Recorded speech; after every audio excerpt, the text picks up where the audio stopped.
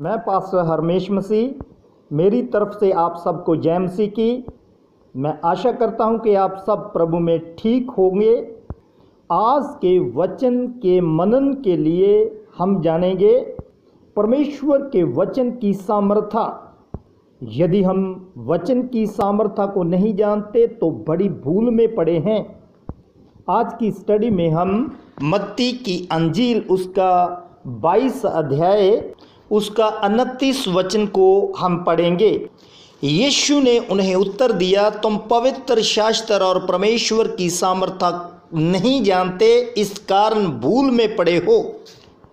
ये वचन प्रभु यीशु मसीह ने किसी आम इंसान को नहीं बोले, उन लोगों को बोले जो वचन की जानकारी रखते थे। अजीजों, वचन की जानकारी रखना कोई बुरी बात नहीं।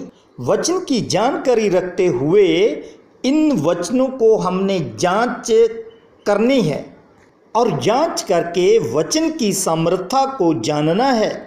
इसलिए बाइबल की गूढ़ बातों को जानने के लिए हमें बाइबल सहायक बुक्स को जरूर पढ़ना चाहिए और बाइबल स्टडी की क्लासें भी अटेंड करना चाहिए और सेमिनारों को भी अटेंड करना चाहिए, ताकि हम परमेश्वर के वचन की केवल जानकारी ही ना रखें बल्कि वचन की समर्थता में आगे बढ़ते जाएं। प्रभु यीशु मसीह के सुसमाचार वचन के बारे में क्या बताते हैं, आइए हम सीखते हैं। यूहन्ना की अंजील इसका पहला अध्याय और पहले वचन में ऐसा लिखा है, आदि में वचन था और वचन परमेश्वर के साथ था और वचन परमेश्वर था। यहाँ परमेश्वर के वचन की कितनी बड़ी बात लिखी हुई है कि जो वचन आपके हाथ में है वह परमेश्वर ही है। इसके बाद हम पढ़ते हैं यूहन्ना की इंजील इसका 6 अध्याय और इसका, जो बातें मैंने तुमसे कही हैं वे आत्मा है और जीवन भी है। यहाँ वचन को आत्मा करके बताया गया है। अब हम प्रभु यीशु मसीह के जन्म के बारे में देखते हैं।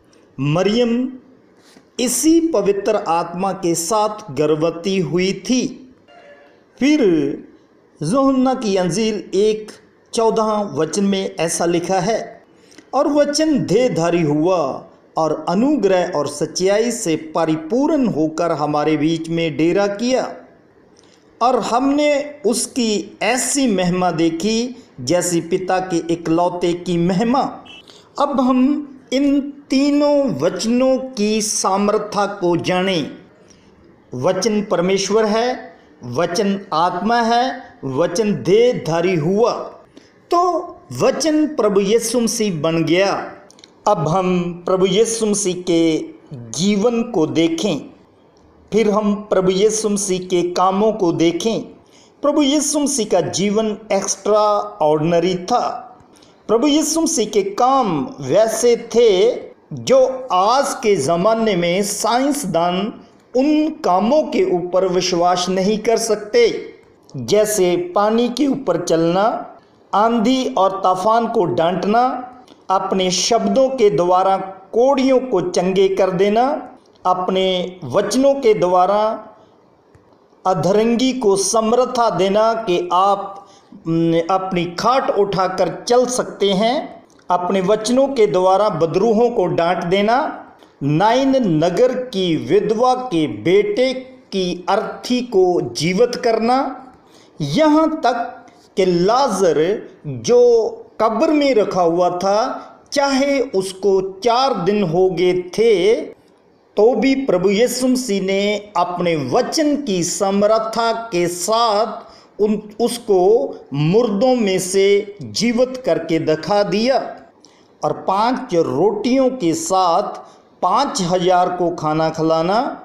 ऐसे तमाम काम है जिन कामों के ऊपर आज साइंस विश्वास नहीं करती। इसीलिए प्रभु यीशु मसीह ने सदूकियों को बोला था कि तुम वचन और परमेश्वर की सामर्थ्य को नहीं जानते, इसी ही कारण भूल में पड़े हो। इन तमाम वचनों को आपके साथ बांटने का मेरा क्या भाव है, जे मैं आपको बताना चाहता हूँ। अफसियों की पत्री इसका 6 अध्याय इसके 17 वचन को देखें। और आधार काटो और आत्मा की तलवार जो परमेश्वर का वचन है ले लो। संत पौलुस आपसे ताकीद कर रहे हैं कि परमेश्वर के वचन को ले लो। यहाँ वचन को तलवार बताया गया है। इस वचन के भेद को और सामर्थ्य को जानने के लिए जब संत पौलुस इस पत्री को लिख रहे थे, हम उस समय में जाएं तो उस समय के मुताबिक जब लोग सफ़र करते थे, उस समय रास्ते जंगल बियाबान के हुआ करते थे। वहाँ कई प्रकार के जानवर होते थे। इन जानवरों से सुरक्षा पाने के लिए लोग लाठी और तलवार की वर्तों करते थे। संत पौलुस तुलना कर रहा है कि यदि संसार में रहते हुए आपको सुरक्षा की ज़रूरत है तो आपको वचन की तलवार को लेना होगा। भाव वचन की सामर्थ्य को जानना होगा। संत पौलुस के समय तो बड़े बड़े जानवर हमला करते थे इंसानों के ऊपर। आज के दिन संसार में वायरस हमला कर रहा है, ऐसा वायरस जो आँखों से भी दिखाई नहीं देता। तो आज हम देख सकते हैं कि कैसे लोग इस वायरस के कारण भयभीत है। क्या मसीही लोगों को वचन की सामर्थ्य को जानना जरूरी नहीं? इसलिए प्रभु यीशु मसीह ने कहा कि वचन की सामर्थ्य को जानो। यदि आपको परमेश्वर के वचन की सामर्थ्य को जानना अच्छा लगता है तो मैं आपसे सवाल पूछता हूँ कि आप ऐसे और वचन जानना चाहते हो जिन वचनों के साथ आपका विश्वास बढ़े और आपके अंदर एक सामर्थ्य आ जाए? तो आप कमेंट बॉक्स में बता सकते हैं। मैं एक और वचन की सामर्थ्य आपको बताकर इस वचन को हम क्लोजिंग की ओर ले जाएंगे। जिस घास तो सूख जाती और फूल मुरझा जाता है, परंतु हमारे परमेश्वर का वचन सदैव अटल रहेगा। अब हम प्रभु यीशु मसीह के अंतिम जीवन को देखेंगे।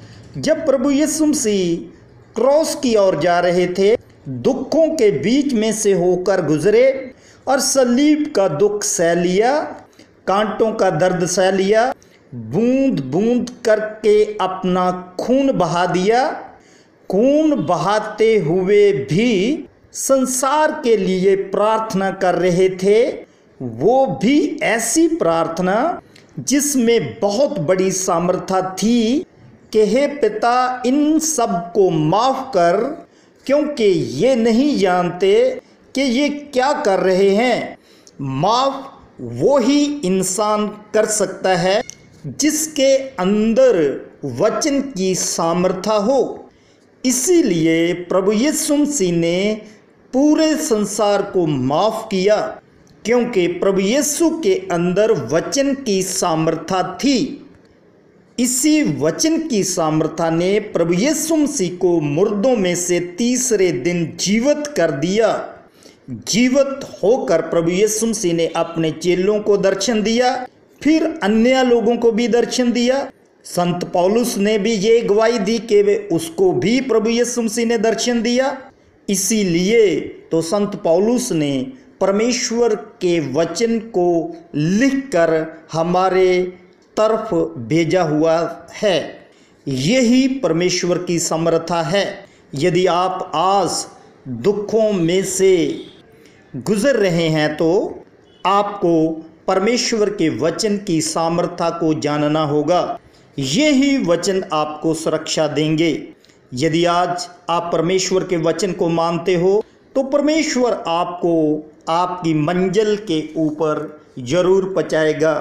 वचन सुनने के लिए आपका धन्यवाद। प्रभु आपको वचन समझने की बुद्धि दे। आमीन।